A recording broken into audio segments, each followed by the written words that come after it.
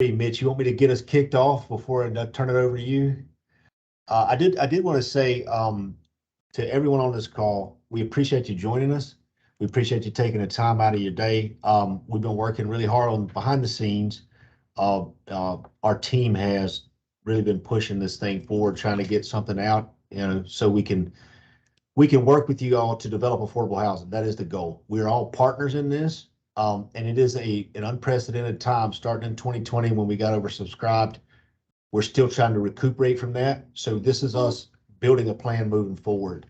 So we do appreciate your patience while we've been a little silent here. We have been working with bond counsel. We've been talking with attorneys. We're trying to make sure that we do the best thing we can do for the residents of Georgia and considering all the developer partners that we have across the state.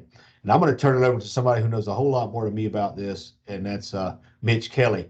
He's been working really hard. He has pulled a little bit of his hair out, but he's still here with us. So go ahead, Mitch. Awesome. Thank you, Tommy, and thank you everyone for joining us today. I'm Mitch Kelly. Also with us, we have Jack Popper, our allocation policy manager, and Megan Cutler, our competitive round manager. So say hi, guys. Hi, Hello. everyone. Thanks for being here. All right, can everyone see my screen? Yep. Yes. Looking good. Looking good.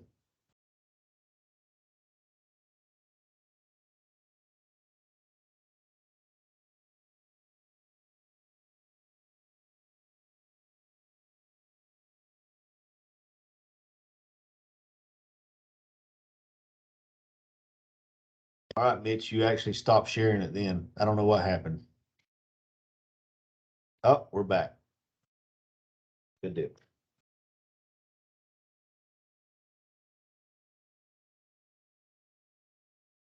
Give me 1 minute to get this started.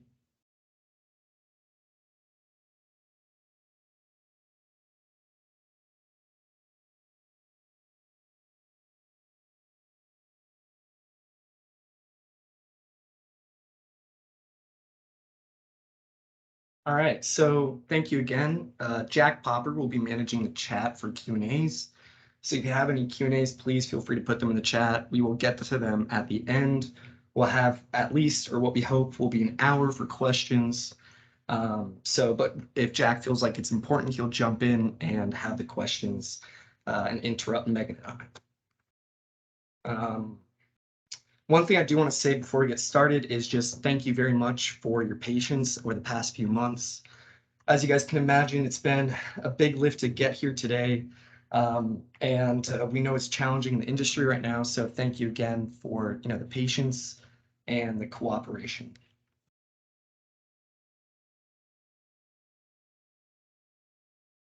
All right, so there are a lot of people who have been doing 4% deals in Georgia for a long time now. And there's some newcomers as well. We just thought it would be helpful to provide some background for the bond allocation and how it works in Georgia before we got into everything that we're talking about today. So with the bond allocation in Georgia, there are 3 shares. There's economic development, housing, and flexible share. So obviously economic development is for deals that are economic development or serve economic development purposes. There's also the housing share, which is obviously where we sit. And within the housing share, there is the GFA reservation, the IRFA reservation, and the local reservation. So GFA or GHFA is basically what we use for single family bond issuance. And that's for our Georgia Dream program. And you can see that's approximately $313 million for this year. Also within the housing share, we have the IRFA reservation, which if you are not familiar with Georgia, stands for the Urban Residential Finance Authority reservation. And that in Georgia, the only city that qualifies for that is the city of Atlanta. Also within housing, we have the local reservation, which is basically any local issuer across the state. Their issuance for housing falls into this bucket. One other thing, if you are new to Georgia, to know about how our bond program works here is that after October 1st, everything rolls into the flexible share. So things that may not fit cleanly into economic development or housing can then qualify for the flexible share issuance. One thing I do want to point out here is that IRFA and local are the only shares that we are guaranteed for multifamily development. So if you look at that, that's $96 million and $96 million. So that's $192 million. That's all we're guaranteed for multifamily development. But if you've worked in Georgia for a while, you know that we oftentimes and historically have booked much more than that. That's because we pull from the flexible share, or in the past we have transferred from the GFA share. But just know, all we are guaranteed for multifamily development is this $192 million. So moving into Georgia specific 2022 updates, I thought it'd be helpful for us to show where we are in the queue. So far to date, we've already booked more than $400 million in multifamily allocation, which is incredibly impressive. And we have not done that historically. I mean, we've done that for the past couple of years, but historically we have not booked this much. So far, and this number may be slightly off, but it is generally accurate. So far, single family has booked $84 million for single family allocation. The amount remaining in the 2020 4% queue is approximately $360 million, which I think if you are one of the groups that came in February of 2020, to get through, I think it was almost $2 billion or more than $2 billion of allocation for deals. That's incredibly impressive, and we're really happy to be here today. The next line item talks about single family 2022 allocation that remains. And this is just because we are trying to be conservative. It is very possible that single family will not book the remaining amount that they have. But they have approximately $90.6 million remaining in single family or GFA reservation. And then the amount remaining for flexible after all this is approximately $250 million for 2022 flexible share money. And again, after October 1st, everything becomes flexible share. And because, again, we are trying to be as conservative as we can with these bond estimates, and we realize there's significant cost increases, we are projecting that there will be approximately $200 million in remaining flexible share allocation at the end of the year after everything is taken care of. And so if you are one of the deals that you think you'll need, an additional million or additional $2 million to make sure you meet the 50% test, please, you're able to do that, but please just email Megan Cutler, who's on the call, and myself, and we will make sure to just adjust our projections. So moving into some of our policies that we're going to be talking about today is the Georgia statute and the Georgia code, which I'm sure by this point a lot of people on this call have probably read already. But one of the sentences that caused us to really adjust what we were previously planning is this sentence. Applications should be compared based upon the geographic distribution of notices of allocation given during the same calendar year. As a result of this sentence, DCA is not going to utilize the 2022 flexible share for multifamily development. And because DCA is not going to utilize the 2022 flexible share allocation, the inducement resolution, the TEFRA requirements, those other documents that we had previously said would be required are no longer required for that October 14th deadline.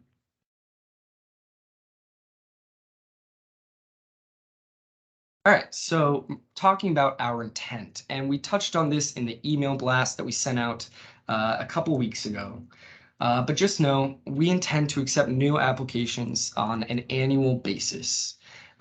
We recognize that decisions, had to be made back in early 2020 when demand exploded for 4% deals, and we recognize that that was an unprecedented situation. However, we are trying to get back to accepting new applications on an annual basis. Therefore, applicants who cannot close by the end of 2023 should not apply on October 14th. If you think you'll close in 2024, apply next year in 2023. And, if you think you'll close in 2025, apply in 2024. We are definitely trying to only have deals that are really ready to proceed. And the way we're looking at that is readiness to book. So what we think we are working with for the 2022 4% round is the 2023 IRFA reservation, which we are conservatively estimating is going to be $96 million. The 2023 local reservation, which again, we're estimating will be $96 million, and some portion of the GIFA share. And we can't really speak to how much that will be, but historically we have transferred from GIFA to local, and we hope to do so again next year for this round. So just some answers to expected questions, whether it's people that have reached out directly to us or just questions that we can imagine might be running through all of your minds right now. Why can't DCA utilize the 2022 flexible share allocation? And it's pretty simple. Our counsel has advised us that the Georgia Code disallows us comparing applications that are receiving 2023 IRFA or 2023 local reservation with applications that are receiving 2022 flexible share. So that is the main reason. This is another good question. Is the 2022 flexible share going to waste? And the answer is no. Luckily, GFA has the ability to carry forward unused allocation, but only for single family use. They don't have the same ability for multifamily use, which is great because that bond allocation does not go to waste. And so that is what they will plan to do. Some other questions. DCA published guidance about what additional documents would be required if an applicant wanted to qualify for flexible share allocation. Is this guidance still applicable? And no, I believe we posted a Q&A and some other guidance. Anything that talked about what would be required for flexible share consideration is no longer required for the 10/14 deadline. Is the application deadline still October 14th? And yes, the application deadline is still October 14th. We do really appreciate, again, everyone's patience, and we appreciate everyone's willingness to work with us. We know we previously said flexible share would be available, and we were building out a timeline around that. And we recognize it kind of sucks to no longer have flexible share available, but this is where we are today. So again, we appreciate it. Since the 4% applications will be awarded using 2023 private activity bond allocation, which QAP and manuals apply? And the 2022 QAP forms, manuals, those will all apply as the applications will still be taken in 2022. And I will pass it over to Megan Cutler now. Hello, everyone. Let me know if you can't hear me okay. So first, we're going to talk about our intent survey. We sent out a link to this survey in an email blast within the last couple of weeks. So we are asking intended applicants to fill out this survey, letting us know of their intent to apply for 4% credits bonds. We are asking that you return this survey by this Friday, September 23rd. And this is just going to help us to plan for round administration. We are not asking for very much information. We really want to know very basic things, projected bond request, location, and projected closing timeline. So we would really, really appreciate if everybody fills that out. We have linked that in the email blast. It is linked in this presentation, which will also be posted, and we will also include a link on the website. All right, thank you. So for the October 14th competitive review submission, We are mostly focused on scoring. We just have a handful of threshold sections that will be reviewed at that point. And these are just really like minimum threshold requirements to determine project's eligibility.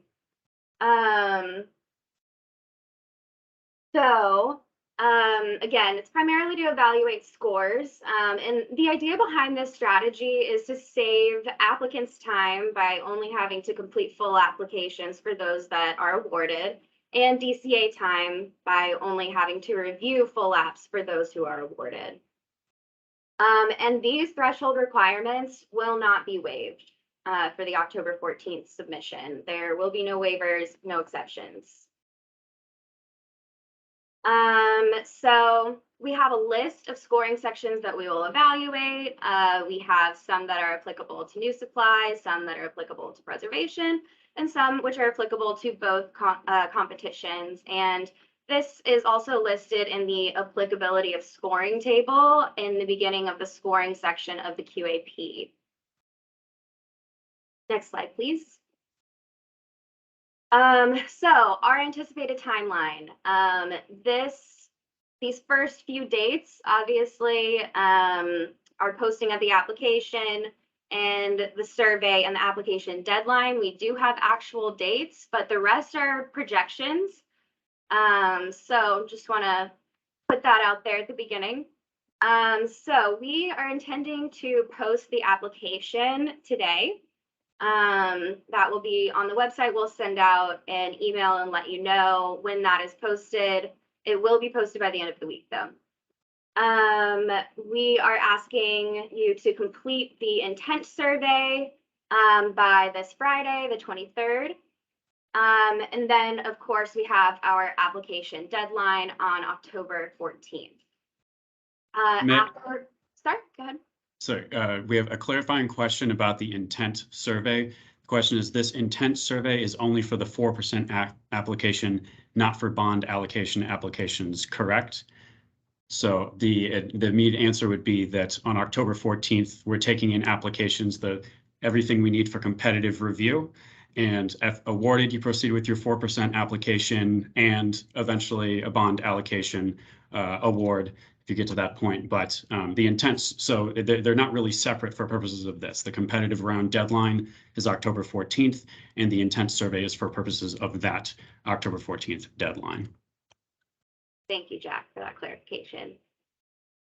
All right, so after we receive applications, we will begin our staff review. During this time, we will send clarifications out for threshold sections as we do in the 9% competition. We expect to be done reviewing by early 2023, at which point we will provide preliminary scoring feedback. And then subsequently, we will do final announcements. Okay. So once we do final announcements, we will provide notices to proceed to those applicants that are awarded. And this notice to proceed means that you are allowed to submit a pre-application. Once you receive your notification or your notice to proceed, you have 40 days to submit your pre-application. After your pre-application is approved, you have 60 days to submit your full application.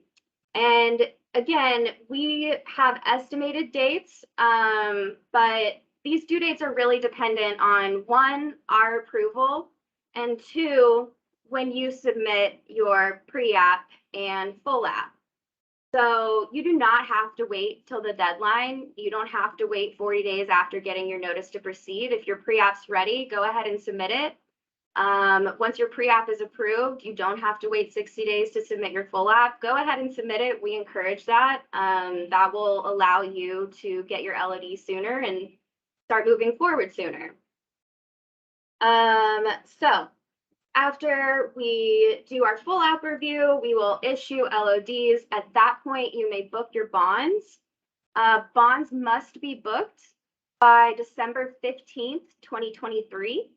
And again, if you do not plan to close by December 15th, please do not apply in this round. We have to close by December 15th. Okay, so next slide, please. Full app review, we are not totally sure. Probably about the same-ish, maybe a little bit less time than it takes. Let's say at least a few months. Currently with our bond reviews or existing bond application reviews, I believe we have a 75-day estimated turnaround time. And with this new process, obviously we are receiving some threshold requirements earlier when we do the scoring application. So it's very likely that the application will take a shorter time to review for DCA staff, but 75 days is a pretty reasonable time. But that goes back to, submit your application when you're ready. Don't wait the full 60 days because the sooner you submit, the sooner DCA can review it and get your LOD to you. If everyone waits till that 60-day mark, then it's going to take us a lot longer than 75 days to review everything. So help us space it out, and it will be helpful for you guys as well because you can book your bonds sooner. So don't wait the full 60 days. And above, we got the question, is there more clarification on what early means? We discussed in advance of this, in what areas do we think we can definitely provide guidance that will be helpful, and what areas do we need to be, and understand, just be a little more ambiguous of giving our best projections and recognition than this is the first time we're doing the competitive round. So I think my colleagues would agree we aren't able to provide more specificity around what early 2023 means in terms of competitive round review at this time. Thank you, Mitch and Jack. Okay, so on to applications not selected. So once we have made our final scoring decisions, we will publish a list of awardees. This will include selected applications as well as non-selected applications, as we do for our 9% round. The applications will be listed in order of score by competition. So if 2023 flexible share allocation becomes available for multifamily development use, we may provide an option to the next highest scoring application, or applications plural, to submit a full application. This is no guarantee, but that is something that we may do. So it may be wise to hang on to site control for a few months after full final scoring announcements if you are, within a few below the last selected application. So again, apps are not going to be automatically considered for future allocations. In the past, we have had bond applications come in and they sit in a queue until we can get to them. Now that we are moving to a competitive round, we are going to hold a competition annually. And so you must resubmit. So again, if you're not ready to close by December 15th, or you don't expect to be ready to close by December 15th, don't apply, because your application will not be considered in a future round and you will still have to reapply. Okay, so some administrative things about application intake. We will be accepting applications through Emphasis, as we did with our 9% round this year. The project information and development team are in the Emphasis application. The remaining tabs are in the Excel application. The only change that we have made to the Excel application is that the scoring tab reflects the 4% maximum scores for each section. So if you go into the applicability of scoring table, you can see that for some sections, the maximum points that can be awarded for a 4% application are different from the points that can be awarded for 9%. So you'll see that in the scoring tab. And we've also removed references to the geographic pools, as those are not applicable to the 4% competition. A bit of a departure from how we have previously done things. We plan to invoice applicants for the application fee after their submission. So in the past, we have required checks to be paid to us by the submission deadline. We are instead going to send out invoices for submitted applications after they are submitted. And Mitch, I'm going to pass it back to you. Yep, so I just want to talk for 1 second about the submission deadline. It is October 14th at 5 p.m. We implore you and ask you, please do not wait until the last minute or even the last day to submit your applications. We don't want to be in a scenario where we have to reject an applicant because they submitted at 5:01, whether there was technological difficulties or emphasis difficulties or anything. Just start your application as soon as possible. As Megan said, the emphasis application is going to be published today.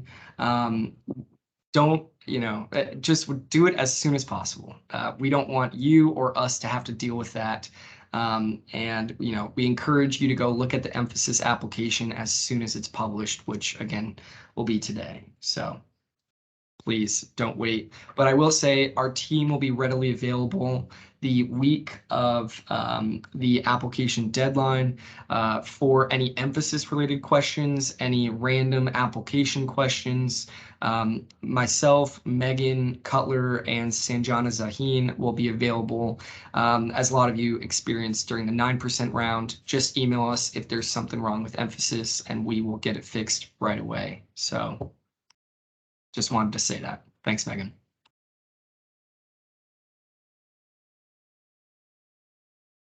Okay, so how the awards will be determined. First, the QAP scoring within each competition. So this goes back to that applicability of scoring table. Those scores, or those sections, are how we will get the scores for each competition. We will ensure a 1-to-1 ratio of awards between new supply and preservation applications awarded. And ensure that each region with an eligible application submitted will receive at least one award. And so when we talk about the regions, we're talking about the regional commissions. Next slide, please. And those are right here in the map and listed to the side. So if you're curious about what your regional commission is, you can use this map and figure it out. So at this point, we have just some more questions and answers to go through. Jack, how are we doing on time? Doing fine on time for everybody's FYI, and an hour in or so we'll cut off and make sure we leave sufficient time for questions, and also for those who've been monitoring the chat and putting, you probably already saw my message, but in order to let them go through the topics, I'm just thumbs upping to confirm that I've jotted down your question, and we'll address it after that point that we pivot from the presentation. Thanks, Jack. Yeah. One thing I do want to clarify real quick, I think we may have misspoke at one point during the presentation. The 12/15 deadline is not the closing deadline. That is the deadline to book your bonds. So just to make sure everyone's clear on that, we're not expecting people to necessarily close by December 15th, but at least be able to book your bonds by December 15th. So just wanted to jump in for that. Thank you for that clarification, Mitch. Okay. So these are some questions that were submitted through our Q&A survey. So I am just going to start going through some, and if you have questions based on this, please submit them through the chat. So first, if DCA receives enough applications that all can be awarded, what will we do? If we receive few enough applications so that all can be awarded, we'll award all the applications as long as they meet the minimum threshold requirements. Can I add something right here? And Mitch, I don't know if you want to speak to this here or not, but if we look right as of now, we've looked at the form of intent and we are seeing about it's over $1 billion in requested bond allocation. So it's going to be competitive from the way it looks. Right. And one thing too that we received a good amount of feedback on is, some people have said, why don't you just go back to the first come, first serve, way of doing things. But the thing is, because of what Tommy just said, we're showing that we will be oversubscribed.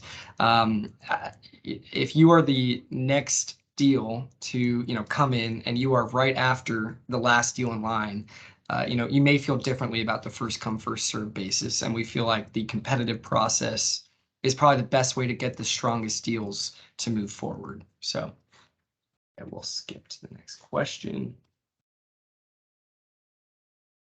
Okay, so if selected, when would we be able to reserve our bond allocation? Once you receive approval of your full application, we will issue an LOD, and at this point, you may reserve your bond allocation. Next slide. Per the 2022 QAP, there are several threshold requirements due on October 14th, including site control and site zoning. Will DCA waive these requirements for the October 14th deadline? As mentioned before, no, we will not be waiving these requirements. Will there be clarifications similar to the 9% round?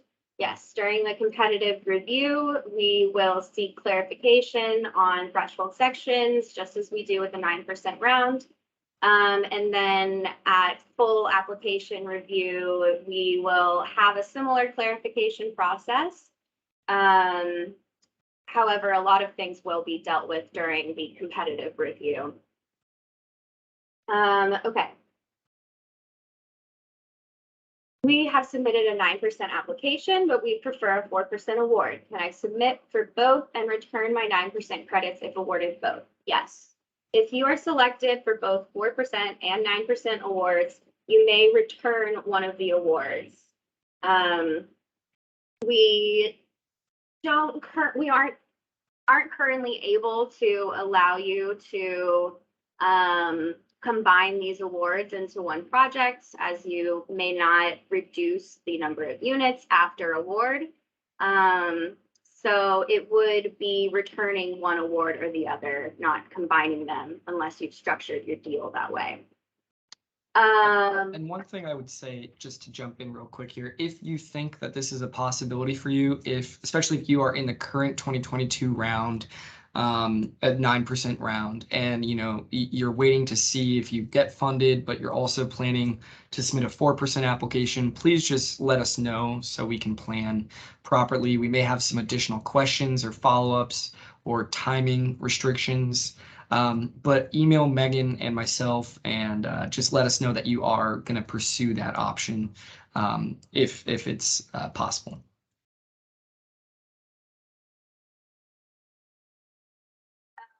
The maximum bond reservation you can receive, we will be enforcing a maximum reservation of 55% of basis. And that is the end of our Q&As that we have listed, so we can move on to questions submitted through the chat.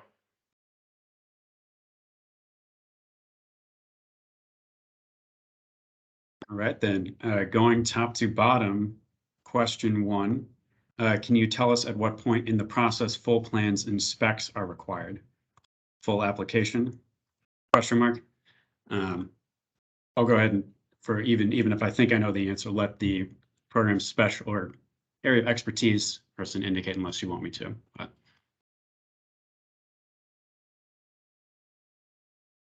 Sorry, I had to unmute myself. So At competitive review submission, we will only be reviewing these 6 threshold sections. Anything else, obviously, if you need a waiver, that would be at pre-app, and then everything else would be at full app.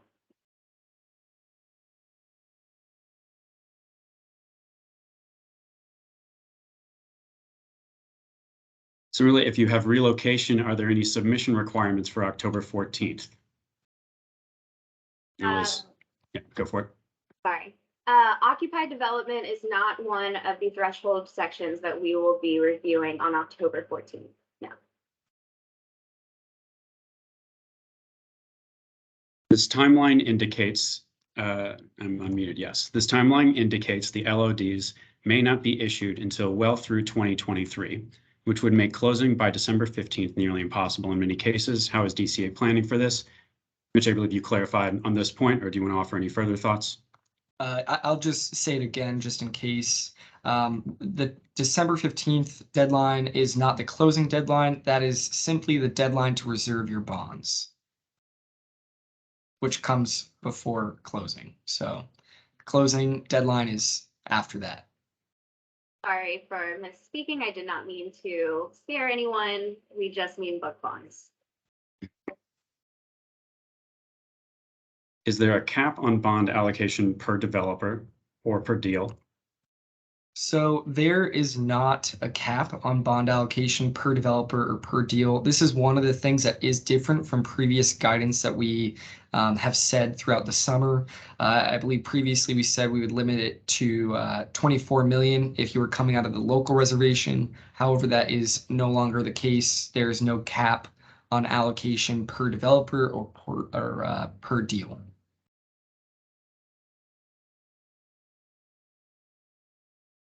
So I believe this person using the correct verb this time that you clarified. So I don't believe the question is duplicative. Is it correct that if for whatever reason you don't book by 12/15, then you will need to reapply in 2023?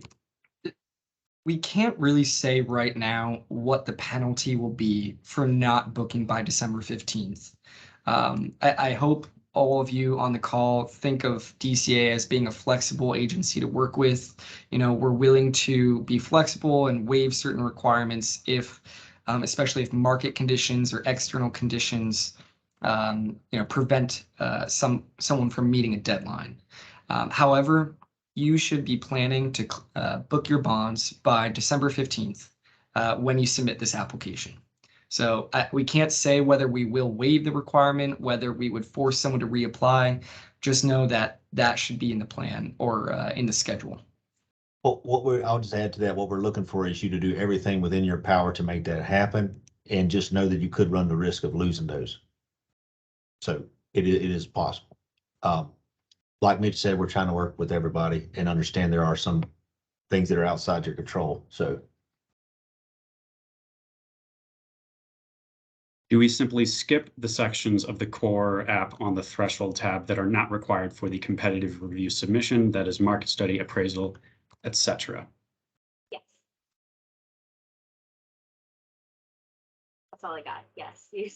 Indeed. Ones that don't apply. Yes, as of today, we have more application instructions that are coming out or are now posted, right? So yeah, some of this will be also in writing as well on the website. If we don't really know timing for when the pre-app and full app will be due, it's hard to estimate when to order third-party reports, so they won't be past their 6-month date. Do you have any advice on when to order third-party reports? So we give you 40 days to submit a pre-app and then 60 days after that to submit a full app. So Mitch, do you have any specific advice on when to book these? You know, the idea is to give you some time to do these things after you are notified of an award. Yeah. And for the audience or for everyone watching, I personally would like to give more exact dates of when all this would occur, but the DCA team has stopped me from opening my loud mouth, which is good sometimes. So, if it's early 2023, just think, what is early 2023?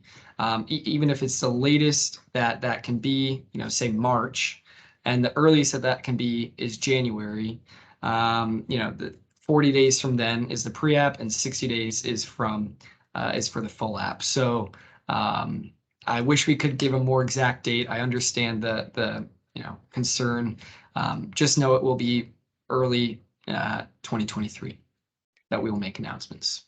Well, and what I will add, which may or may not be relevant to this particular question, but I think this question reminds me of there's certainly been instances where, because this is new and much of the language in the QAP is geared towards the 9% round and the way that that is structured, that we're identifying, okay, there needs to be some kind of administrative adjustment in light of or interpretation. What do we have to work with given the QAP language and the distinct new circumstances of the 4% bond round? So the questions that you submit, obviously we're jotting all of them down. We'll be posting them and our responses through Q&A so that you can rely and know crystal clear in writing what you need to rely on. So for some of these, perhaps this one, I can't say for sure. There's certainly been instances where we've looked at a provision and said, okay, administratively, we'll need to make a decision to have this work given the distinct circumstances of 4% bond round. And this provision was more clearly the way it's currently written for the 9% round. So keep the questions coming to help us identify those. If we don't really know, oh, that's what we were just talking about. Our PHA is limited to the 2 award limitation, even if the PHA has a limited GP interest. Is there a threshold 10%, 20% that does not limit the number of awards?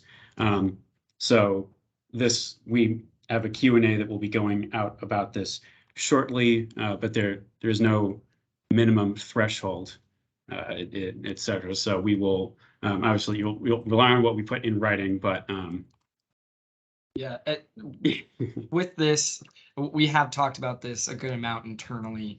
PHAs are limited to the 2 award indirect or direct ownership requirements. So if a PHA is, say even 10% owner of 3 applications or 3 proposed applications, that is above the limit.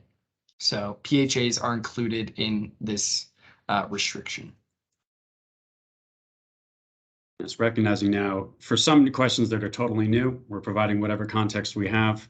Recognize we'll post a Q&A later. For some of these, a Q&A is already underway, mentally deciding they can be treated the same way. So yes, I'll not be more cautious about ones that will have a written response tomorrow versus in 5 days. Tommy, go for it. I see you unmuted.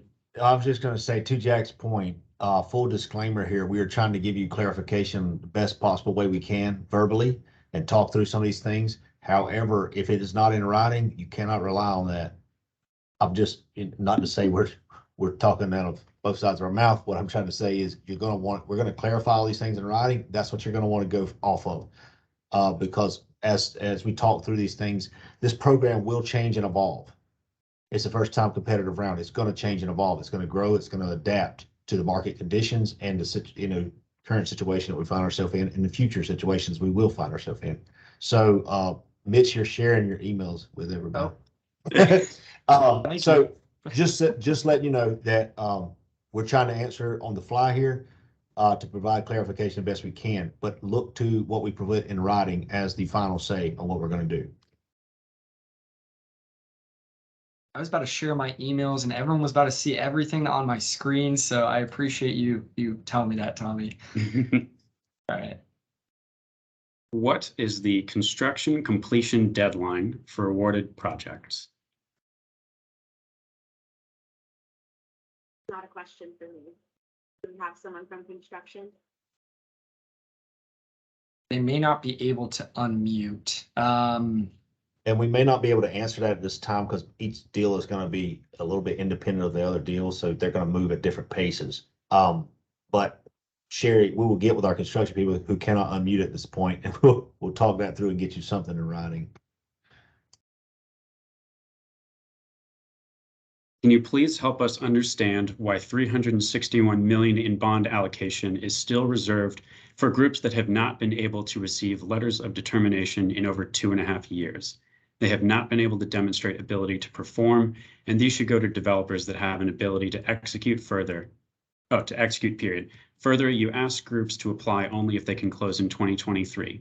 People will just apply anyways, since there is no consequence to tying up this allocation. So go for it. Yeah, so I'll answer the last part of this first, which is we are not saying that there's or there may be consequences in the future. But we did impose a May 31st deadline for all remaining 4% applications, which, we ended up not accepting many because they were not able to meet that deadline, or they weren't able to meet all threshold requirements. So I understand where this question is heading, but I think there would be, 20 other developers who would argue that there's been a lot of market challenges. We're trying to be flexible when we can be, but we did impose that May 31st deadline because we did agree it was time to get through all of the deals in the 2020 pipeline. So we're trying to have a balance of being flexible and at the same time firm in some cases. And the way we've gone is where we think is most flexible or the biggest balance. I'll add that for purposes of that pipeline starting in spring 2020, our predecessors had one very unexpected circumstance to deal with and make a particular set of decisions about. And that group, based on what their understanding of the circumstances was, is going to have one set of guidelines and requirements. And in the meantime, what we're talking about today is when we've had a couple of years to have discussions about what does an equilibrium need to look like. So it's just not going to look the same between the emergency action that's required with not much lead time and what we're talking about now. And for a part of this question, and what I'm sure others will have as well, there's going to be opportunities for thinking more about what guidance or public input do you have about how we could be treating this better, administering the round or scoring criteria, whatever it is, sequencing applications. But that's more in the QAP public input dialogue stage, and today's purpose is really more about clarifying what we have in place now in this competitive round. So the last part of your question there about if people are going to apply anyway, I just wanted to add, since there's no penalty for applying and tying up these bonds, or on the, let's see, it says people will apply anyway since there's no consequence for tying up this allocation. So our goal, I'm going to state this again, is to develop affordable housing. Our goal is to partner with the developers to do so. If you submit thinking that you're not going to close in 2023, you are just, murky in the water. So the developer community here has responsibility to say, can I do this? Should I do this? And if you do and you do not, it's just going to potentially jeopardize the program. Now, we're going to continue running competitive applications, and we are asking you guys to govern yourselves. If you don't think you could do this, don't apply this year. And if you think you've put it in there in a form and we're prepping for it, and you're like, you know what, after hearing this, I don't think I can do it, email us. We'll pull your information out of the form, because this is being shared with executive leadership as well, in determining how we move forward.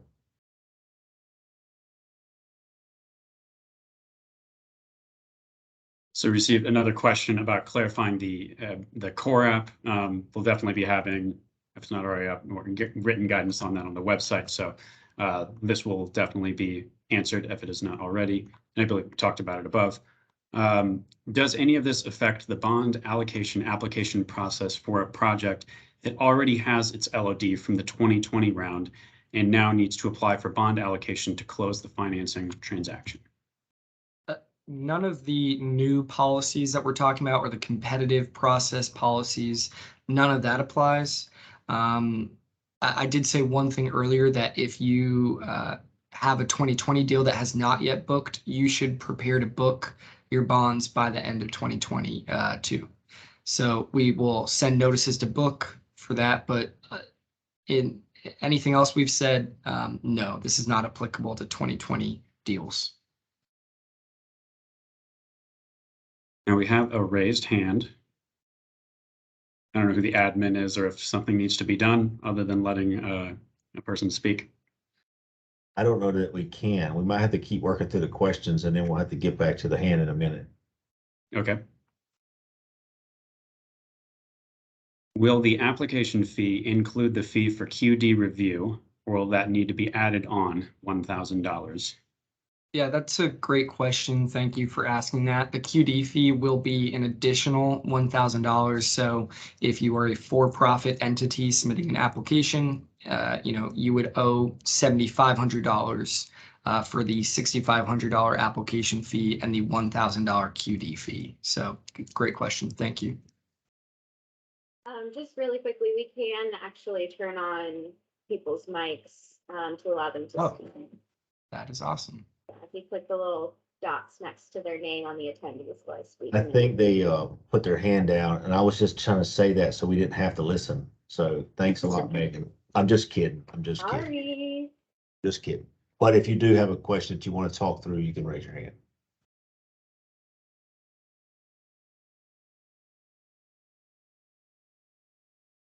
Okay, we see the hand raised.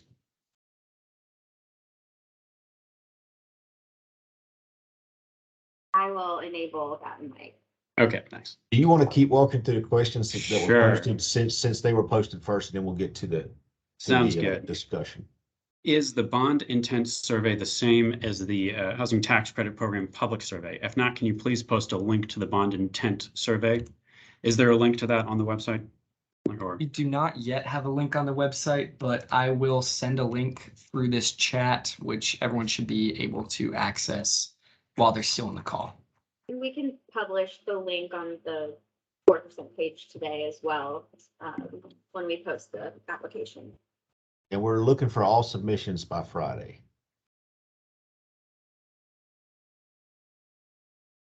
so our quote regular rehabs, non-housing tax credit RAD, or housing assistance payments allowed allowed in this 4% process. Those, so unlike in the 9% round there where there's more specific granular preservation set asides, that is not the case in the 4% round. The distinction is just, is it new supply or is it rehab generally?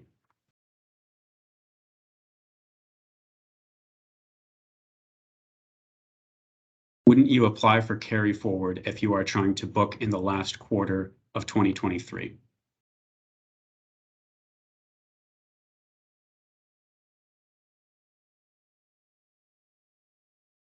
Not necessarily.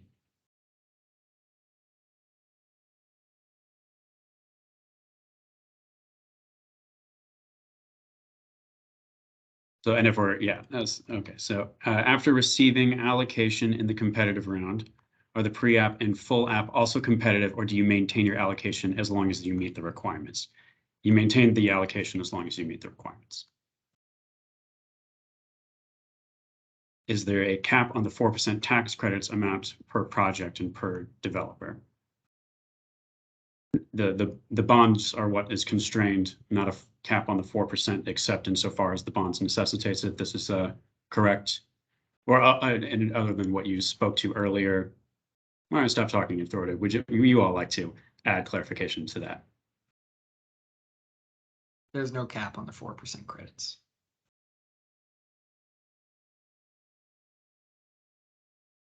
We are combining two contiguous properties, and the one is a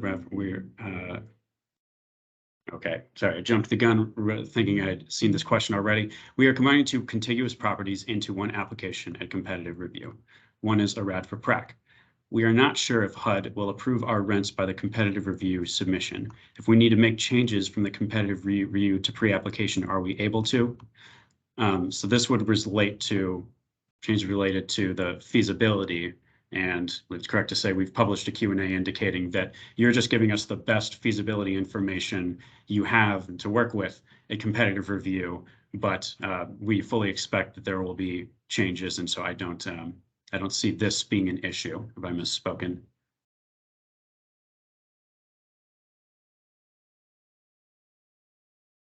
Please clarify what is meant by booking the bonds versus closing. Booking your bonds is reserving your bond allocation through the DCA bond allocation program. If you are working in Atlanta and have an IRFA deal, usually Vicki Roberts or IRFA will coordinate that. If you are working with another local issuer, your bond counsel usually coordinates that process. And then closing is when you're closing the financing of your deal. And there are some timing restrictions from our bond allocation program of how long after reserving your bonds do you have to close your financing. But that's on our bond allocation side, so can't really speak too much to that. But that's the difference. Will there only be one 4% round for 2023, or is DCA considering doing, for example, a spring and fall round for applications in ensuing years? So I will jump in here, Jack, and you can always correct me if I'm wrong. I was just going to say that our goal is to, for timing purposes and the way those funds roll into different pools, we would like to do it toward the end of each year, but we can't say 100% because this thing is still evolving. But we would like to do one round at the end of, toward the fall of each year. And Jack, if I'm wrong there, you just tell me. Yeah, not wrong. I mean, sure, we have, yes, we haven't had the opportunity yet to formalize anything that is that future oriented. So can't speak more detail than that. One thing I'll say, just adding to what Tommy just said, we are currently working through what our annual calendar will look like for new applications and application reviews. So we're strategizing through that right now. And hopefully, we can come up with some guidance in the next couple months that provides some more clarity for all of you guys, just so you know what to expect on an annual basis from us. Next question is, what will be the tiebreakers? So in the document we will be updating the document that's called Georgia Code Implementation Document, I believe we refer to it as. When one of the updates will be clarifying exactly how the tiebreakers work, but that's where we published them. They are drawn from the Georgia Code and its allocation policy guidance related to, say, housing vacancy rates in various regions, counties, etc. So it's drawn from Georgia Code, and we're currently updating in the next day or so. It should be up that document to more clearly describe how it will work. And in future years, by the way, there's obviously at this time, the QAP includes some information, and the Georgia Code required that we address certain other items, and we understand that is confusing for people, and it's just one of the growing pains of the first go around. Our plan is that the QAP in future years will cover all of this in one place, but for the time being, some things that were not in the QAP that are addressed in code are separately published. Will the IRFA share be limited just to projects in the city of Atlanta, and all other projects will compete for the local share and GHFA share? The IRFA share we are treating as an Atlanta set aside because Atlanta is the only urban residential finance authority in the state. And then all of the other deals, yes, will have to compete for local share reservation.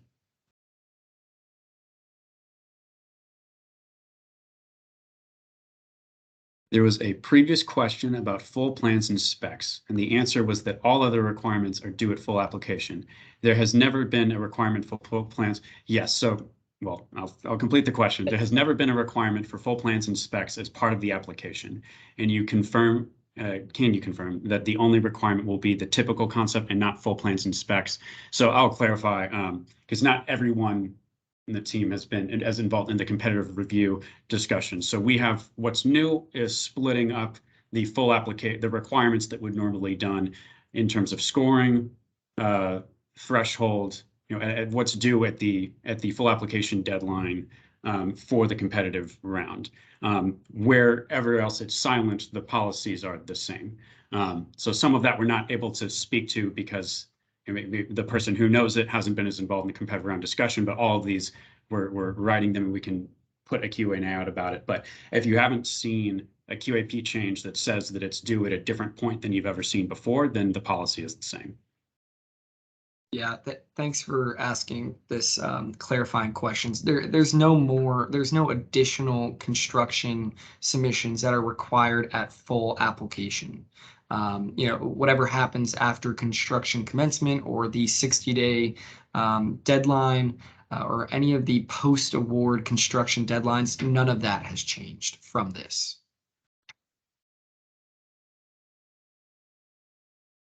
What do you foresee happening if there's more than one application in an issuer's jurisdiction? The DCA scoring prioritizes those applications one way, but the issuer has another opinion.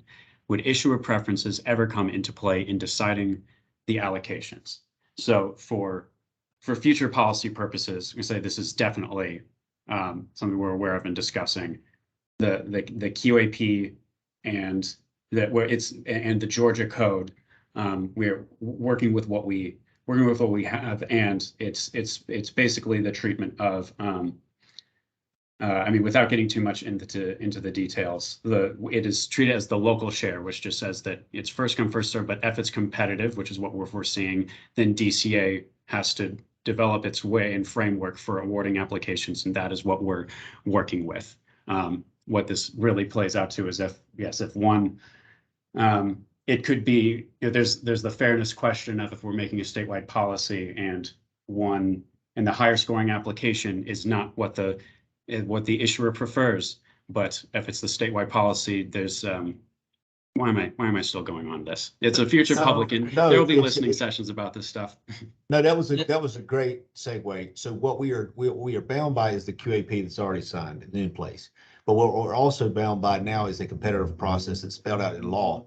And those haven't ironed out the details. So what we had to do this year was follow what the broad powers that DCA had to score the applications. In future years, we will look at this, like Jack said, and make some clarified determinations. But for this round, this is the way we must do it. And one thing I'll just say is, obviously, we've talked about this question a lot. If the case is that the local issuer doesn't want that deal, the way it stands right now is, at full application, the inducement resolution is still a minimum requirement. So that inducement resolution is still required when deals come in for full application. And so they need that to get their LOD.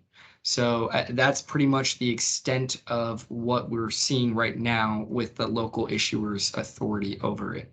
But like Jack said, we're working on that for future policy development.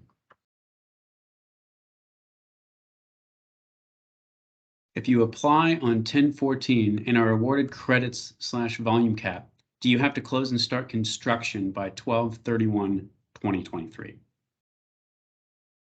No, you have to at least book your bonds by December 15th, 2023, not necessarily close and start construction by 2023. Now, I think I'll say, I don't know exactly when somebody raised their hand, but as far as sequencing, I think we've reached that point in time where that person may have raised their hand before some of the questions that have come in. Can we invite the person to raise their hand to speak?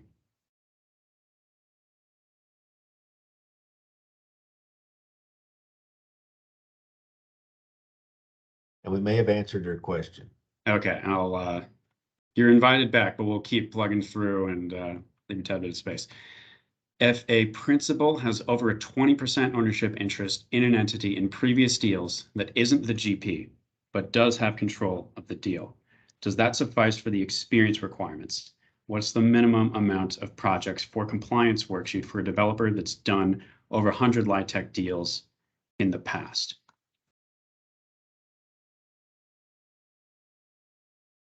We'll have to review application to see exact details on what you're talking about there. Mitch, I'm sorry, go ahead. Yeah, this might be too specific to answer right now, and we might need to answer this one through a posted Q&A. Yeah, it's maybe some follow-up clarification. And somebody did raise their hand again. I don't know if it's down or not. I did see that. Feel free to jump in.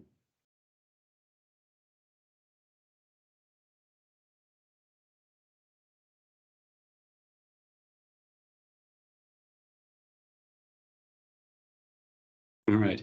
Is there a negative impact on future applications if a developer has exchanged credits for a later year parentheses 9% award.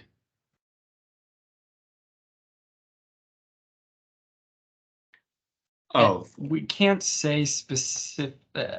We can say pretty confidently there will not be a negative impact on future applications. There may be a penalty or there may be a fee associated with it, but there will likely be no negative impact on future applications for doing so.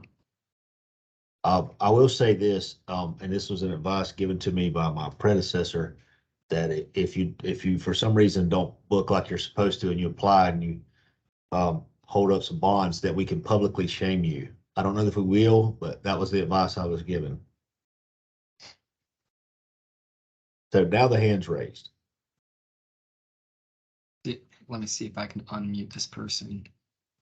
I've enabled your microphone. If you just unmute yourself, you can click the little microphone and unmute. Sorry. Hi, this is Carol Smith at Hunton. The question that we've got relates to the booking of the bonds by October 15th, but not needing to close. It was an earlier question. Our assumption is if you're booking October 15th, you're really going to be getting a carry forward because you can't close by year end. And that was the shorthand question that we were asking earlier. Mitch, I think that you said that you wouldn't have to, but if you're not going to be able to close by year end, but you do have your notice to proceed and you're booking, then you'd be booking a carry forward at that point, I believe. If you cannot close by the end of the year, you're saying by the Right. end of the year? I mean, that's just the timing, the way you're laying it out, and the recognition is you must book, but you don't have to close. That I think that's got to mean you're filing for a carry forward. So I mean, executive leadership does not want to drag these deals out, right? So we're trying to get these deals done as quick as possible. When I say done, I mean getting ready to lease up, like put people in these units. With that being said, some of this is still up in the air about how we're going to proceed with this, and some of the carry forwards may not be avoidable. But Okay. I'll leave that with the team. I think it was really just based on the timing of needing to book by October 15th, but recognizing there might not be a closing. And that's where the disconnect is. If you can't close by year end, but you are booking by December 15th, you would sort of have to do that, I think. yeah, and so part of this is outside of our team's wheelhouse. We don't handle bond allocation. So, we'll circle up with you on that, but Okay. Thank you for letting us know about that. Okay, I appreciate it. Thank you. One comment I'll make, saying for some of the questions, is obviously we are writing these down and we'll have the chat box, and so we can answer as many as we can, but we do occasionally have to reach out to people who submitted a question for more information. So in this instance, we're not going to have your email if all we're going with is what you submitted in the chat box. So we'll still be able to do as much as we can, but if you have a burning question that we haven't fully addressed, but it was in the chat box, it would behoove you to submit it through the online Q&A survey so that we have your contact info and have the fully fleshed out questions, so we make sure we truly answer the question that you want us in the way that you want us to get at.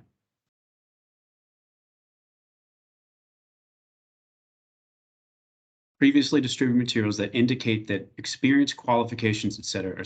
are submitted in October, but that QD should be submitted at pre-app when experience, etc. would normally be submitted for review. Can you please clarify what is to be submitted for qualifications and when? The short answer is experience, capacity, and performance requirements. The threshold section, also known as qualification determination, that is due on October 14th. That is one of the threshold sections called out. We've also published that anything that is figured out or confirmed at competitive review stage with what you submitted on October 14th does not need to be resubmitted. So I'm not sure what you might have seen that indicated that we needed to submit QD again later. I don't believe that we publicized that, though it's a new process, so I'm not surprised that it might be unclear. But if it's due on October 14th, we will review and approve those things then, and it does not need to be resubmitted for a second review later on, whether it's a pre-app requirement or whether it's a full app requirement.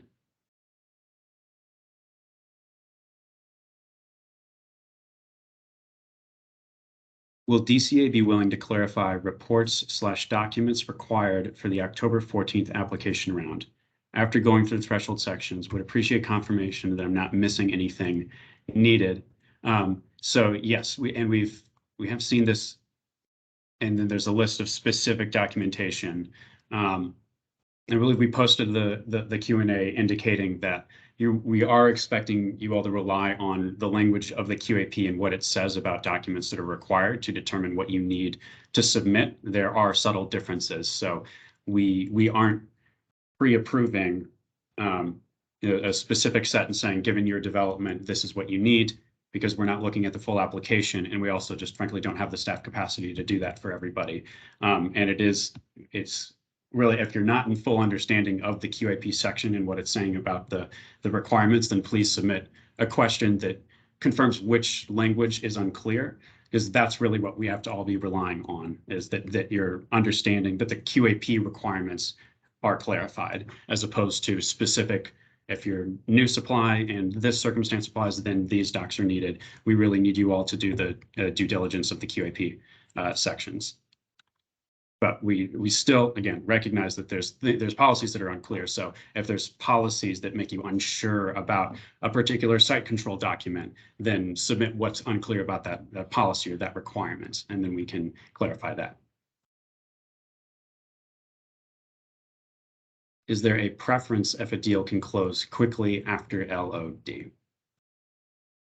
There is currently no preference. So for deals that come in through the 2022 October 14th deadline, there's no preference. However, as we've indicated, we are working towards that for future policy development. But right now, there's no preference.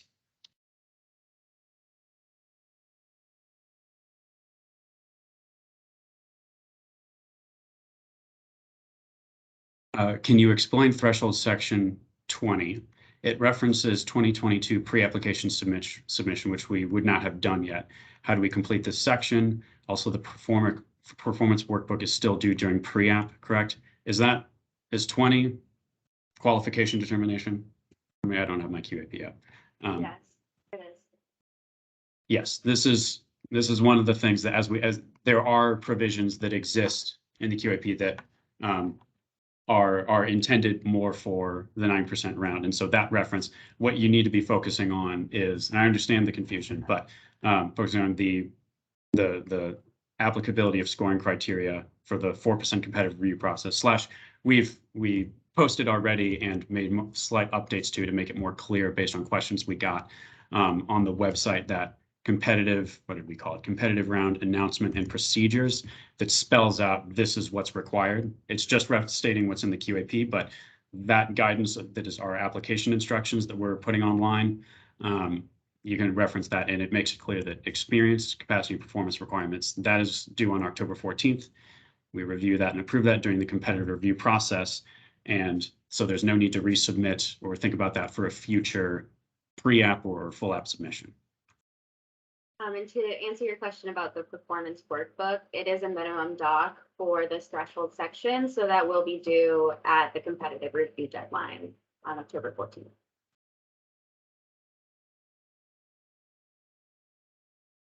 With respect to bond allocation, is anything required to be filed by October 14th other than the bond intent survey due this Friday?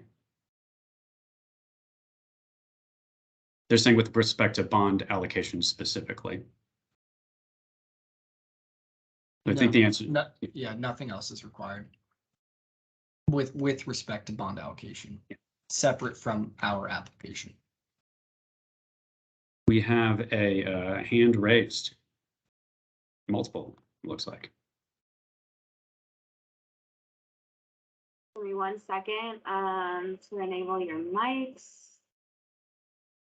All right, so Allie Watson, I've just enabled your mic. Shani Locken, that was a hand already raised. So if you don't have a question, you can go ahead and put your hand down. If you still have a question, let us know. Hi, thank you. I work with Rebecca Mize, who asked the question about combining two of the properties together that we were planning on to submit, but we didn't know about the rents. Our bigger question is not necessarily the rents changing, but if for some reason we decided we couldn't combine the two projects together and are only able to do one of the properties, not the RAD for PrAC, the reducing of the units, would that be an issue? I'd recommend that's probably one that we want to, it's a good question that we probably want to address in Q&A. I mean, unless someone feels like they know exactly how we're going to speak to that. We generally would not allow a reduction in units as an application change, but like Jack said, we probably do need to discuss it for the circumstances of your deal specifically. Okay, we'll submit a question in the QA to be more specific. Thank you. Thank you.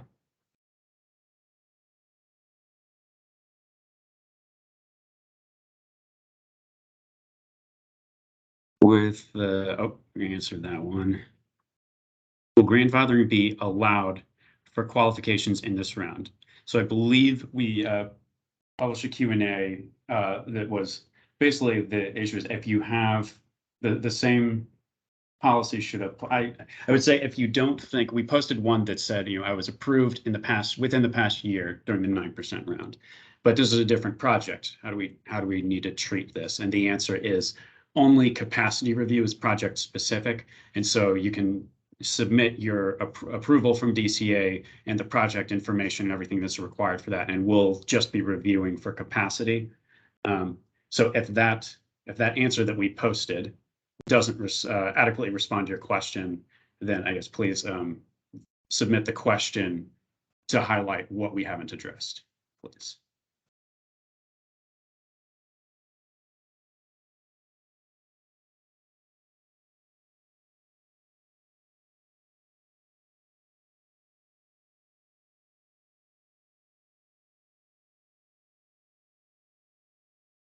I'll say this top to bottom reading comments push the boundaries of my making sure I was addressing everything. So by this point, I think we addressed everything that was inputted. If we missed something, please retype it or raise your hand. I did want to say while we're waiting for any additional comments to the development community, thank you for asking these clarifying questions. It just helps us dig in and evaluate our processes. If you ever see something that you think we can improve upon, we're always willing, knowing that we have to think about the whole of the state and not in specific deals. We have to think about the bigger picture, but we do like your input. We like to know. And also, before Jack jumps to this next question, I wanted to thank my team for putting in a lot of work and digging into this and trying to make this successful. So thanks, team, and thanks to the development community. Turn it back over to you, Jack.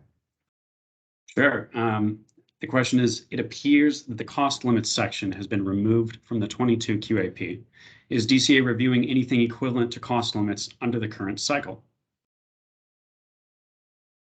For the purposes of the competitive application, the October 14th application, I don't believe so. But for purposes of full application review, when your feasibility, your development budget, your sources, your operating pro forma, when all of that gets reviewed, the team will be making sure that costs and projections are reasonable. So, and that's how we've been treating the current 9% round this year. And then we'll add that it's not actually new. It used to be that cost reasonableness was addressed both within cost limits, the section which specifies a hard limit, and a subsection within project feasibility, which addresses an assessment of the reasonableness of costs. When the construction volatility started, did away with the specific hard limits, but retained the ability to assess for costs under project feasibility. So it's not really a new thing, but that's how it's being looked at. So we got a nice thank you in the comments, and we do appreciate those. I do want to reiterate while we have just a little space, if you submit your application after 5 p.m. on October 14th, you may as well not have done any of the work because we're not going to review it. So thanks for the submission, but we will not take anything after 5 p.m. on October 14th. If you think you may have technical issues, submit it on the 13th. You can submit it tomorrow if you want to when the application goes live. So we're not going to tell you to delay, but I would submit it early on so that if you do have any issues, we can address those and get them fixed. But we're not accepting any late applications. And I'll just add to that before we kind of sign off. I know that this obviously is the first time that the 4% application process has been competitive. So again, we appreciate everyone's cooperation, patience as we figured it out. We're pretty confident in the way we've developed this, and we're really looking forward to accepting new 4% applications in a few weeks. So thank you again. One other general update for anyone who this may be applicable to. Oh, Jack, if you want to go first, I see. Well, as you were making closing remarks, we do have another question. Okay. So is there a limit per regional commission location for number of projects awarded? I can address if you like, otherwise, okay, sure. No, what we're ensuring is that broad geographic distribution is achieved by saying that there's any region that has an application will get at least one award. Other than that, we're not imposing restrictions or anything related to geographic distribution. So no, there's not a limit, but we are ensuring a minimum for any region that has an application. As funds are available, or as bonds are As available. funds are available, indeed. Just wanted to. Yes, no, that's accurate. Thank you.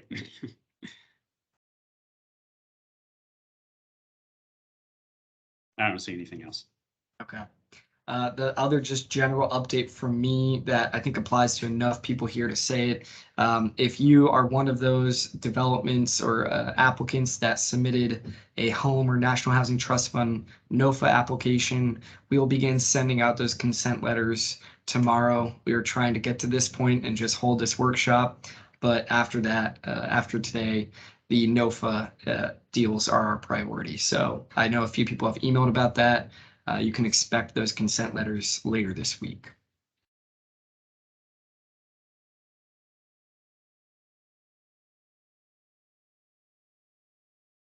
All right. Well, feel free to email us with any questions. Please submit a Q&A through our Q&A survey if you have specific deal questions. But again, thank you very much. And we're really excited for October 14th. So thank you, everyone. Thank you, everybody. Thank you.